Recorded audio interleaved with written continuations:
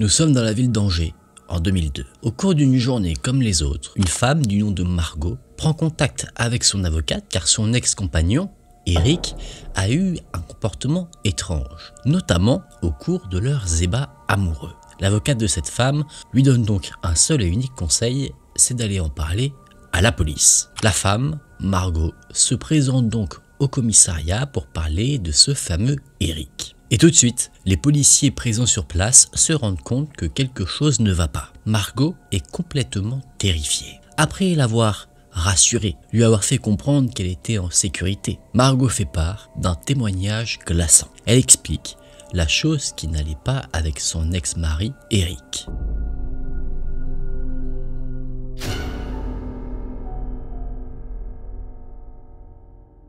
Je ne suis plus avec lui maintenant, mais quand on était ensemble, il se passait des choses étranges. Quand on avait des moments à deux, quand on était intime, il me disait des choses à l'oreille pour prendre du plaisir. Il me parlait d'enfant. Au début, je me suis dit que ce n'était rien, que ce n'était qu'un fantasme, mais ça a continué. Une fois, il a même dit un prénom, Marine. Et je connaissais bien une Marine. C'était une petite fille d'un ami à moi, qui doit avoir 7 ans aujourd'hui. Et je crois qu'Eric a fait quelque chose à cette petite fille. J'en suis même certaine. Eric m'a raconté qu'il l'avait emmenée dans une carrière et il aurait eu des relations avec elle. Elle avait 5 ans à l'époque. Et c'est pas normal. Il m'a dit qu'il lui avait enlevé sa culotte, qu'il lui avait léché entre les jambes et qu'elle aussi lui a fait la même chose. Les policiers sont sous le choc.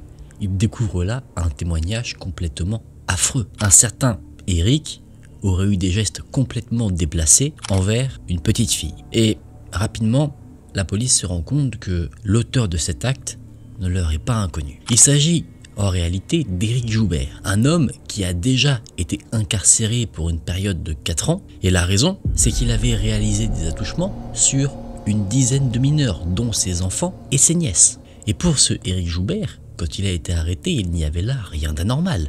Il a dit lui-même que quand il était en présence d'enfants, il ne pouvait s'empêcher de les toucher. Sa peine avait été finalement réduite à 2 ans. Et c'est en 1999 donc qu'il a pu retrouver sa liberté. Il a respecté les conditions de sa liberté conditionnelle, même s'il a été signalé qu'il avait réalisé certains dérapages. Pour le moment, la police ne peut pas l'arrêter. Elle doit d'abord s'assurer qu'effectivement, il y a bien eu des attouchements. Si tout n'était qu'en réalité que des fantasmes, alors là, Éric Joubert pourrait rester en liberté.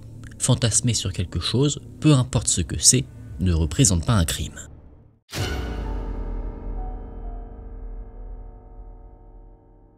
Autre personne citée, qui est également connue de la police, c'est la petite Marine. Les services sociaux s'étaient déjà penchés par le passé sur son cas. En 1999, quand Marine avait 4 ans et qu'elle était à la maternelle, sa maîtresse, à l'école, a remarqué avec horreur qu'au moment de la sieste, Marine se touchait au niveau de ses parties intimes. Je rappelle qu'elle n'avait que 4 ans à ce moment-là, donc sa maîtresse lui a demandé où avait-elle bien pu apprendre à faire ce genre de choses. Et c'est tout naturellement que la petite fille va lui répondre que c'est son papa qui, tous les soirs, lui fait ça pour qu'elle s'endorme. Elle ajoute même que parfois, il porte une cagoule pour rigoler. La maîtresse a contacté les services sociaux. Marine a été suivie par un psychologue et pendant ces séances, elle a révélé qu'en réalité ce n'était pas son père qui lui faisait ces attouchements, mais son grand-père maternel. D'ailleurs, elle précise en chuchotant à la fin de l'une de ces séances qu'elle n'est pas la seule victime. Sa petite sœur, elle aussi, est une victime. Ces informations ont été transmises à la police. La maman de Marine, Patricia, a été convoquée et elle a raconté qu'elle aussi, quand elle était petite, elle avait été victime de son propre père, victime d'attouchement, d'abus. Donc, le grand-père maternel, le père de la mère de Marine, a été condamné à seulement 6 mois de prison. Pour les services sociaux et pour la police, le problème a été réglé et donc la vie a repris son cours petit à petit. Mais il se trouve qu'un semblant de vérité venait juste d'être dévoilé. Plus tard, la même petite fille, Marine, a été surprise par son institutrice en train de mimer à plusieurs reprises avec un jeune garçon, Mathias, des actes intimes qu'un couple pourrait avoir. Le petit Mathias était un des voisins de Marine et Quand les deux jeunes enfants ont été surpris, on leur a demandé, surtout à Marine, où elle avait encore une fois appris à faire ça. Elle a embrassé Mathias, elle se mettait sur lui se mettait sur elle, et encore une fois, tout naturellement, la petite fille a répondu. Elle explique qu'elle a l'habitude de faire tout ça à la maison, qu'elle est nue, que sa mère est là, qu'elle rit, et même qu'elle prend des photos. L'institutrice prévient donc, encore une fois, la police. La police se met sur l'enquête. Marine, elle, a été changée d'école au cours des années 2000, donc l'institutrice ne sait pas vraiment ce qu'elle est devenue. La suite, c'est la police qui s'en est chargée. Déjà, suite aux premiers événements qui étaient survenus, donc la déclaration que le grand-père maternel était clairement un prédateur d'enfants, des services sociaux devaient s'occuper de la famille de Marine. Et je dis bien devaient s'occuper. Effectivement, une enquête avait été réalisée et le constat était sans appel.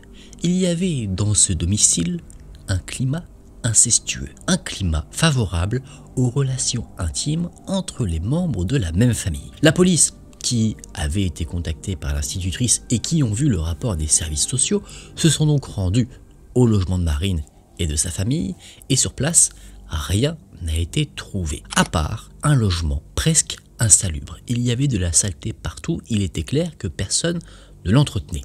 Patricia a montré des albums photos et à l'intérieur, aucune photo compromettante montrant une petite fille dénudée. Donc, on se dit à ce moment-là que ce nouveau comportement de Marine qui a été signalé n'est en fait qu'une suite des attouchements réalisés par son grand-père maternel. Alors, la famille est de nouveau laissée tranquille. Le temps passe jusqu'en juillet 2001 où là, une tante prévient la police disant que Marine et sa sœur se font violenter par leurs propres parents. Alors les parents de Marine, Franck le père et Patricia la mère, sont convoqués au commissariat de police et placés en garde à vue. Pour le moment, concernant Franck et Patricia, nous ne sommes que sur une histoire de violence sur enfant. Et tout de suite, Patricia passe aux aveux. Mais pas des aveux la concernant elle ou son mari directement, des aveux concernant un autre homme dont vous avez déjà entendu le nom dans cette vidéo, Éric Joubert. Elle raconte qu'il venait très régulièrement à leur domicile et qu'il aimait passer du temps avec Marine.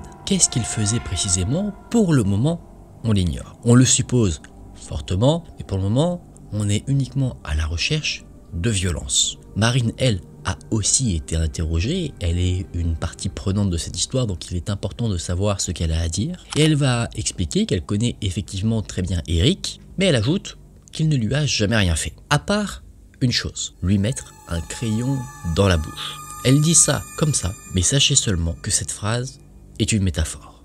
Pour le moment, après le recueil de ces témoignages, rien ne peut vraiment être fait, c'est beaucoup de paroles contre paroles. Il faut donc alimenter le dossier, trouver des preuves, des choses plus concrètes pour la police. Et une des choses aussi qui est extrêmement important à faire, c'est qu'en attendant d'avoir ces preuves-là, il faut mettre en sécurité les enfants. Donc Marine et sa sœur sont retirées de leur famille, placées aux soins des services sociaux. Les parents, eux, restent en totale liberté, mais sous contrôle judiciaire. Donc, pour vous la faire courte, à ce moment-là de l'histoire, on a une petite fille, Marine et sa sœur, qui a subi des attouchements, qui a subi des abus de la part de son grand-père maternel, et cette même petite fille aurait, selon le témoignage de Margot, été également abusée par Éric Joubert, qui plus est, fantasmait encore sur elle alors qu'il avait des relations intimes avec sa propre femme. C'est affreux, mais le pire est encore à venir.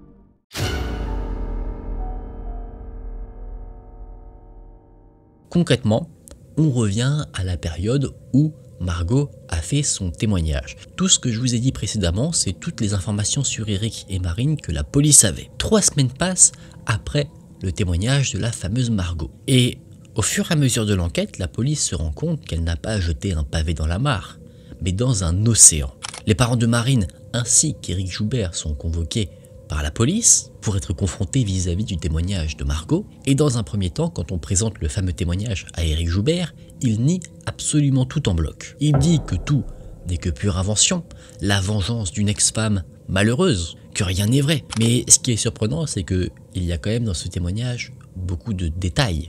Mais Éric est formel. Tout est faux, donc il refuse même de signer son procès verbal. De l'autre côté, la mère de Marine, Patricia, elle aussi reste sur ses positions. Éric Joubert a bien réalisé les actes qui ont été décrits sur sa fille Marine, mais pas uniquement qu'à elle.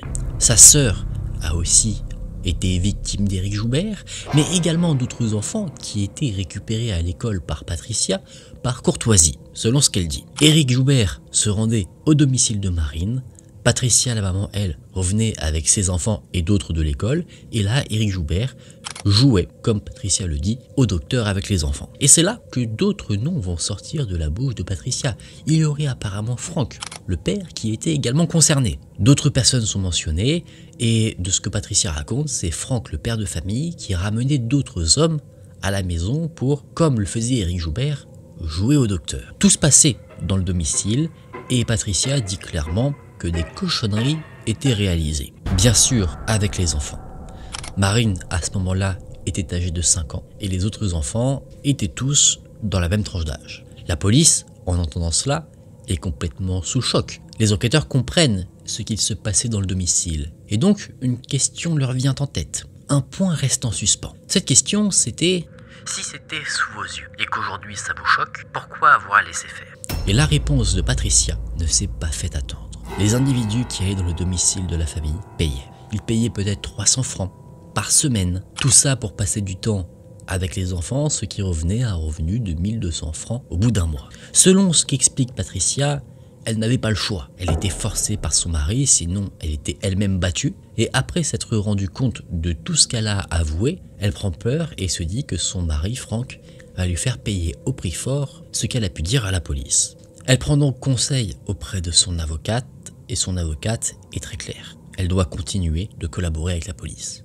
Alors Patricia va dire un à un les noms des différents enfants qui étaient présents. Au total, c'est 18 enfants qui sont cités. Mais ça ne s'arrête pas là. Tout ne fait à chaque fois que grandir dans l'inhumanité la plus profonde. On demande à Patricia pourquoi les autres parents n'ont pas réagi. Ils devaient bien se douter de quelque chose et elle a également une réponse à donner par rapport à cela. C'est que les parents étaient aussi payés pour laisser leurs enfants aller chez Marine. Quelques noms sortent, dont un qu'on connaît, Margot, celle qui a témoigné contre Éric Joubert, celle qui a lancé toute cette histoire, participait elle aussi à tout ça, à la livraison d'enfants dans cet enfer. Après en avoir entendu assez, la police a envoyé les parents de Marine en prison jusqu'à ce qu'un procès ait lieu. D'autres adultes qui avaient été dénoncés ou trouvés suite à l'enquête les ont suivis. Il y avait par exemple Lydia, qui était une maîtresse d'Éric Joubert, Philippe et Didier, deux frères ayant de forts penchants pour les enfants. Et après cela, la police se met aussi en quête de ce qui compte le plus, ces fameux enfants qui avaient été livrés comme de la viande. Il faut les mettre à l'abri, les mettre en sécurité pour éviter qu'ils ne subissent quoi que ce soit d'autre. Et plus le temps avance, plus la toile de l'infamie s'agrandit encore.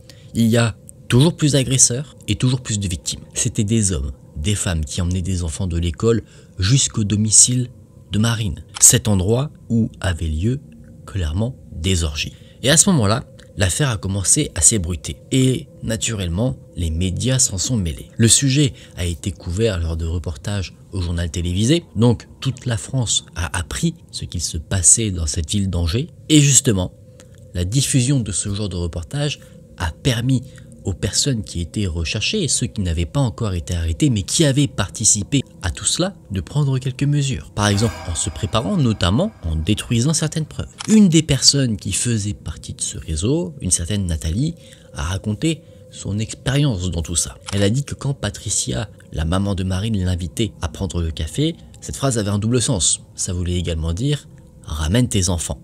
Nathalie s'est exécutée, les enfants étaient ensuite emmenés dans une des chambres et Nathalie prenait tranquillement un café pendant qu'il se passait des atrocités dans le logement, juste sous ses yeux. De plus, la gourmandise de clairement ces ordures était sans limite. Patricia demandait aux autres parents de ramener encore et encore plus d'enfants. Nathalie a refusé. Clairement, ce qui a été créé là où vivait Marine, Franck, Patricia et la sœur de Marine, c'était devenu une maison close où les prostituées étaient remplacées par des enfants. Et le doute n'était absolument pas permis. Bien que généralement les actes atroces se produisaient dans les chambres du salon, on pouvait entendre les cris d'enfants demandant d'arrêter, demandant de l'aide. Ils disaient qu'ils ne voulaient plus faire ça. Et quand certains allaient voir ce qu'il se passait, il retrouvait les enfants nus pleurant dans une pièce et des adultes également nus de l'autre. La violence était également omniprésente.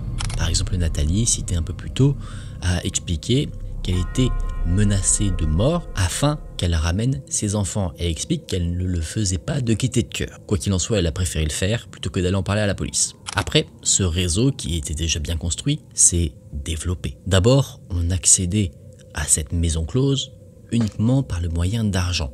Mais petit à petit, des personnes n'ayant pas d'argent ont aussi pu accéder à cette misère, notamment en donnant de la nourriture, des cigarettes. Vraiment, absolument tout, ou presque, pouvait servir de moyen de paiement. En soi, ceux qui n'avaient pas d'argent payaient avec ce qu'ils pouvaient, et leur inhumanité était si grande qu'ils étaient prêts à faire des sacrifices de nourriture ou d'objets de première nécessité pour pouvoir passer du temps avec les enfants. Les dons devaient être placés dans une boîte de fer à l'entrée du domicile, et c'est Patricia qui gérait toutes les rentrées d'argent et de moyens de paiement qu'il y avait dans la maison. La semaine, tout se passait chez Patricia et Franck, mais le week-end, un autre lieu avait été choisi pour réaliser leurs actes horribles. Tout le monde se rendait dans un jardin ouvrier, dans un endroit assez isolé tout de même, pour réaliser tout ce qu'ils aimaient faire aux enfants en extérieur.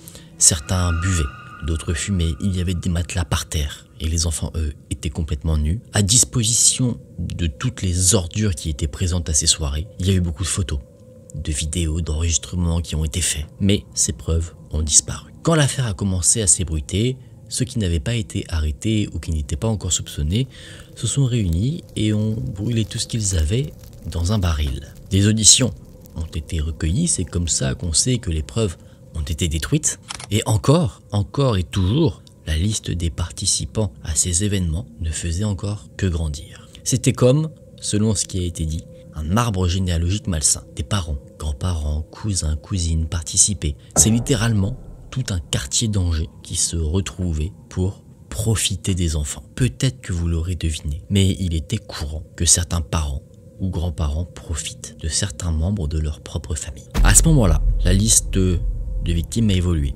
On sait qu'il y a 30 enfants qui ont été abusés. La tranche d'âge est large, ça va de 12 ans à 6 mois. Et c'est, pour le moment encore une fois, tout autant d'adultes qui auraient abusé d'eux, c'est-à-dire 30 personnes. Les agresseurs sont constitués d'hommes et de femmes, mais encore une fois, c'est incomplet. Le réseau a pris énormément d'ampleur.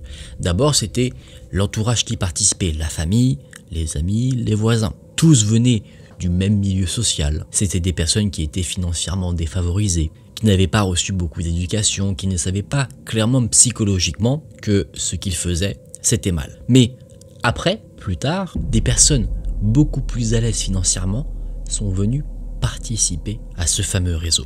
Et eux, ils avaient une éducation et ils savaient que d'un point de vue moral, tout ce qui était fait ici était complètement inhumain. Et le sachant, quand ils venaient par exemple cagoulés. Leur identité était complètement inconnue. C'est une des personnes accusées qui avait déjà abusé de ses propres filles qui a parlé de ces personnes qui étaient cagoulé. Lui, de ce qu'il disait, c'est qu'habituellement, tous ceux qui étaient présents se connaissaient, c'était comme un repas de famille. Je trouve que comparer ce qui se passe à un repas de famille, c'est affreux, mais c'est ce qu'il dit. Et ces personnes cagoulées étaient au volant de belles voitures, donc il y avait cette rupture sociale entre ceux qui participaient habituellement et ces personnes qui étaient aisées. Par contre, ces personnes-là, ceux qui avaient apparemment de l'argent, n'ont jamais été retrouvés, donc ils n'ont jamais été inclus dans la liste des suspects. Les allées et venues au domicile de Marine, dans le jardin ouvrier, ont continué. Tout le monde aurait dû parler à la police, sauver les enfants, mais personne n'a rien fait. Et même ceux qui sont sensibilisés à ce type de situation, dont c'est le métier, n'ont absolument rien dit. Car il y avait une femme, une assistante sociale, dont l'ex-mari participait aux fameuses orgies. Selon ce qu'elle disait, elle ne savait absolument pas ce qu'il se passait. Pourtant, son ex-mari abusait de ses propres filles, mais elle ne voyait rien. Par contre, quand on a interrogé les filles victimes, là, la réalité semblait quelque peu différente. Car quand les atrocités se produisaient, l'assistante sociale, la maman, était bien là. Alors, on se dit, si quelqu'un dont c'est le métier, le devoir de venir en aide aux enfants, et que cette personne ne le fait pas, alors qui pourra les aider à sortir de cet enfer? L'histoire est complètement affreuse, et en plus de ça, elle est très compliquée. Parce que pour l'enquête, il faut établir quel adulte a agressé quel enfant. Donc la police répertorie toutes les données dans un logiciel afin de pouvoir établir clairement les différentes affiliations. Par exemple, grâce à l'utilisation de ce logiciel, il a été permis de définir que Marine a été abusée par 30 personnes différentes. Le témoignage d'enfants également a permis d'identifier certaines choses, notamment le témoignage de quelqu'un du nom de Boris qui était âgé de 9 ans. Lui, il a vu en fait un reportage sur l'affaire à la télé et il a tout de suite reconnu le logement où il avait été emmené. D'abord, ce petit garçon de 9 ans a dit à sa mère que son père Philippe l'avait emmené là-bas, mais c'est quand elle l'a emmené auprès des policiers pour qu'il raconte que là, il va dire que sur place, il a été abusé, mais également martyrisé. Plusieurs adultes étaient ses tortionnaires et il ajoute que son père, pendant tout ce temps, était dans le salon tranquillement, alors que lui l'appelait à l'aide sans cesse pour sortir de cet enfer.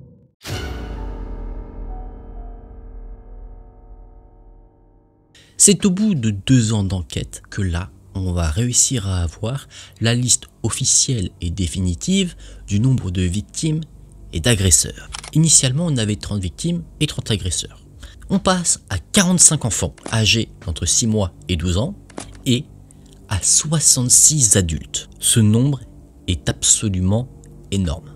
Les enfants qui ont été retrouvés avaient de graves séquelles psychologiques, certains avaient des stades où ils étaient violents, d'autres refusaient de manger. Certains ont réussi à parler, ajoutant des détails complètement glaçants sur ce qui leur était arrivé, alors qu'on en avait déjà bien eu assez. On pensait pas qu'on pouvait faire pire. Eh bien si, ces détails disaient qu'en plus d'abuser des enfants, les adultes les forçaient à avoir des interactions entre eux, entre enfants. Pour cette affaire, oui, il faut avoir le cœur bien accroché. On a dit aux enfants qui, eux, avaient clairement souffert mais ne comprenaient pas que c'était vraiment mal ce qui leur était arrivé, eh bien on leur a dit que leurs parents allaient être jugés pour des choses extrêmement graves et donc on leur a demandé s'ils souhaitaient bien sûr participer au procès et que ce n'était absolument pas une obligation.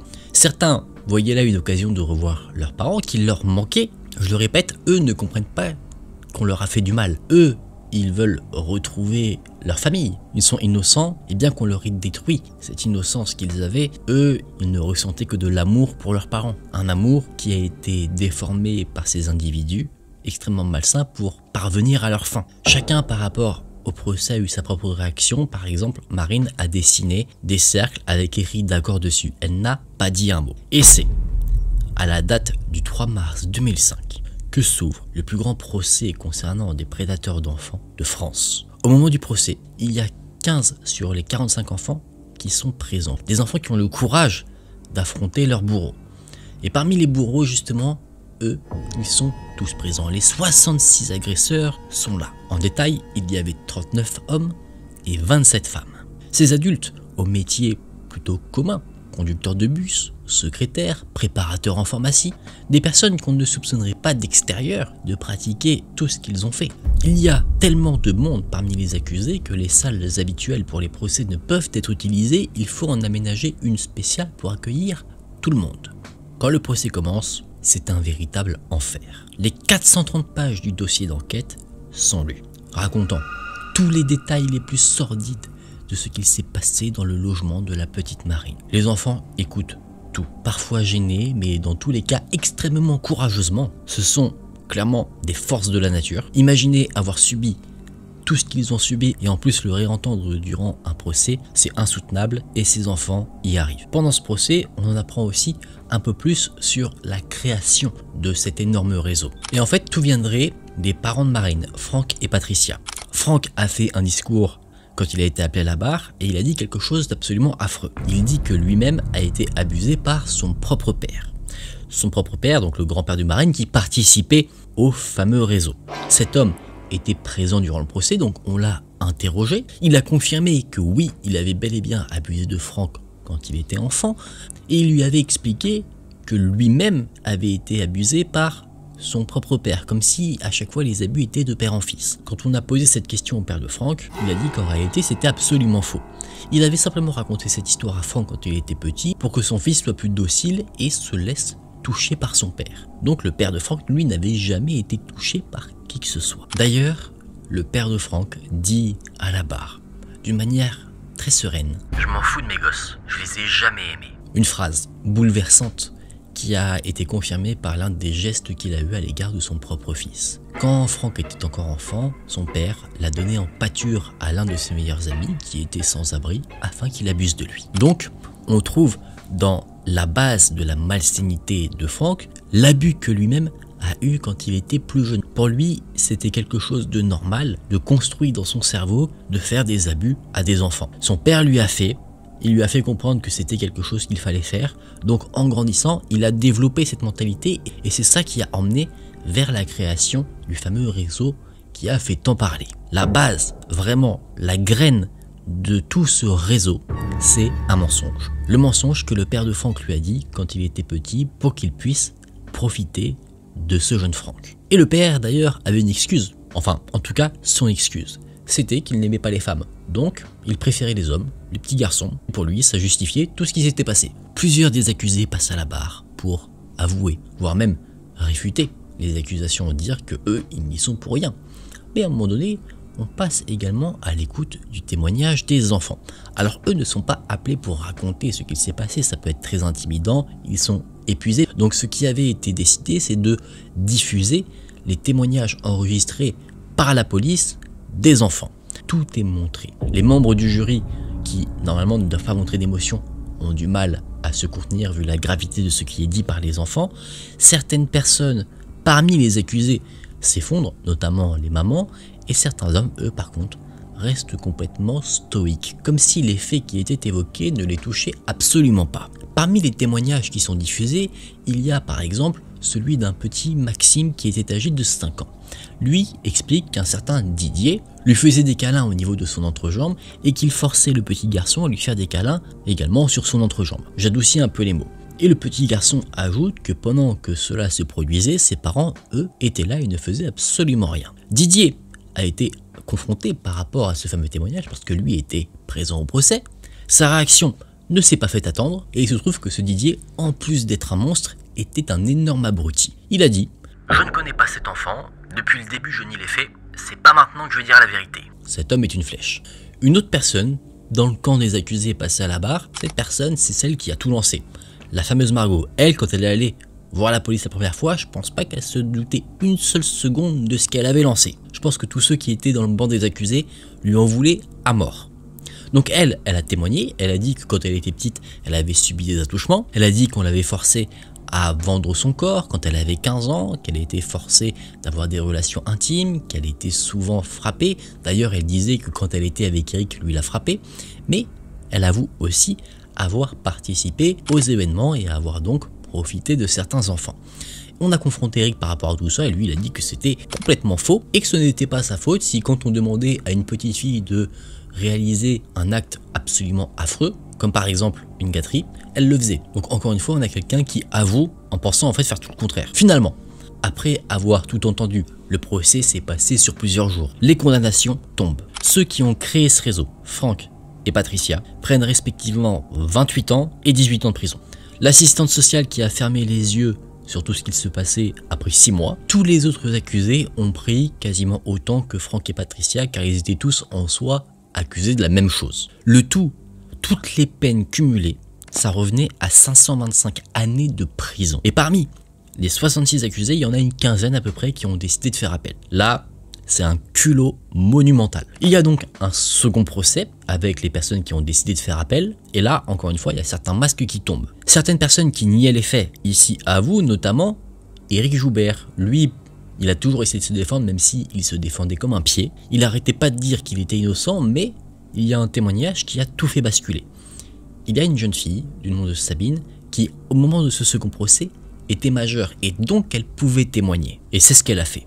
Elle a tout raconté dans les moindres détails. Elle a dit qu'Éric Joubert la touchait, abusait d'elle, mais pas que, de sa sœur aussi, notamment dans une voiture, dans des coins isolés. Et donc, à la suite de ce témoignage, Éric Joubert a repris 28 ans, complètement mérité, même si, à mon humble avis, c'est clairement pas assez. Des lourdes peines ont été données. Encore une fois, je le répète, mais pour moi, ce n'est pas vraiment assez lourd par rapport à tout ce qui a été commis. En plus de ça, bien que du point de vue judiciaire, les enfants ont été vengés, Mais pour moi, ils n'auront jamais réellement droit à la justice parce que tout ce qui leur est arrivé n'aurait en fait jamais dû arriver. Ils ont subi beaucoup de choses qui leur laissent des séquelles. Par exemple, certains enfants, même quand il fait chaud, refusent de se dévêtir un petit peu uniquement à cause de ce qui leur est arrivé. Et d'autres refusent même qu'on les touche pendant des examens médicaux. Le plus grand réseau de prédateurs d'enfants en danger a donc été dissous. Ses membres ont été condamnés, mais après l'affaire, il s'est passé d'autres choses en lien avec tout ça.